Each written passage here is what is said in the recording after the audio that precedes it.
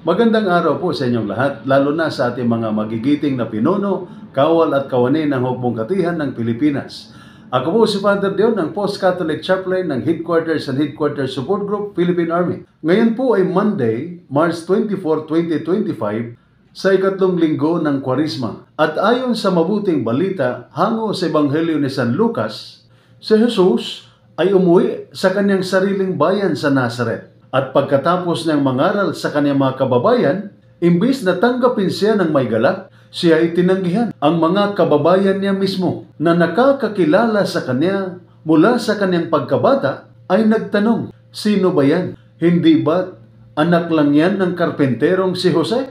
At dahil hindi siya pumayag na gawin ang kanilang gusto, sila ay nagtampo at sinubukan siyang itaboy. Ito ang isa sa mga katotohanang dapat nating tanggapin. Hindi natin kayang i-please o pasayahin ang lahat ng tao. Kung sa Jesus mismo na Diyos na nagkatawang tao ay hindi tinanggap ng kanyang sariling mga kababayan, paano pa kaya tayong mga ordinaryong lingkod bayan? Kahit anong galing, kabutihan o katapatan natin, may mga taong hindi talaga matutuwa sa ginagawa natin. Ang mensaheng ito ay napapanahon lalo na sa ating mga kasundaluhan sa panahong ito. Kamakailan, marami sa mga taga-suporta ng dating Pangulo ang nagpahayag ng kanilang pagkadismaya sa mga kaganapang politikal.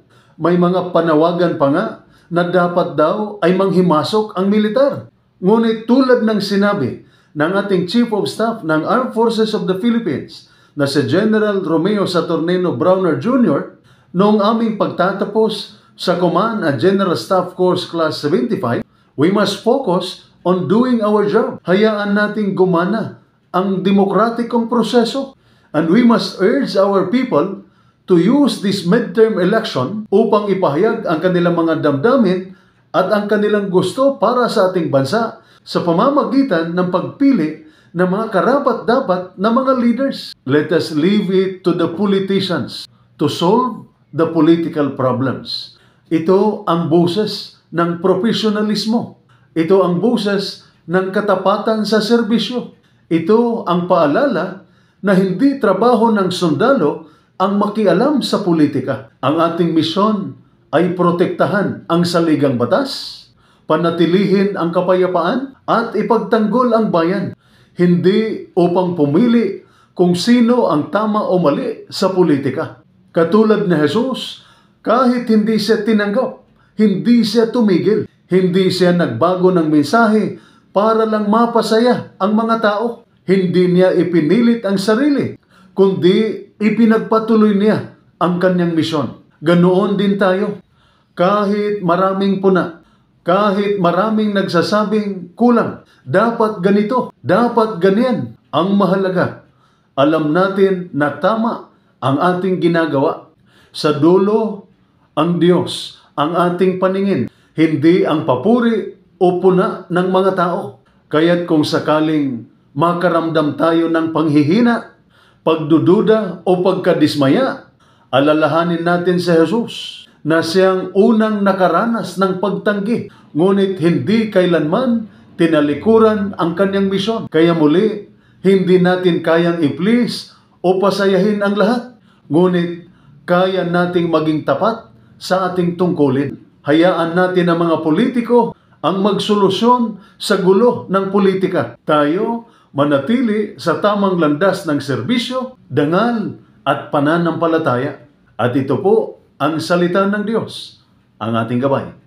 Manalangin tayo.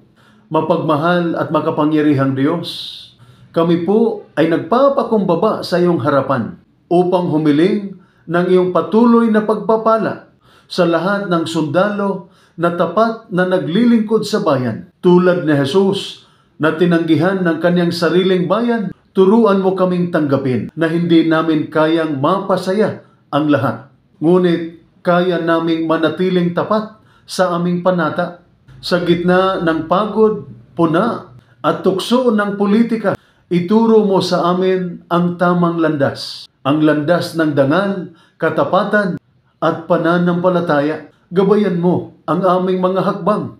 Liwanagan ang aming mga isip at puspusin nang malasakit ang aming mga puso. Ipaalala mo sa amin na ang aming misyon ay hindi upang makisangkot sa gulo ng politika, kundi upang pangalagaan ang kapayapaan, igalang ang saligang batas, at ipagtanggol ang dangal ng sambayanan. Sa iyo po namin iaalay ang aming buhay at serbisyo. Amen. At sumainyo at sa inyong pamilya ang pagpapala na makapangyarihang Diyos, Ama, Anak, at Espiritu Santo. Amen.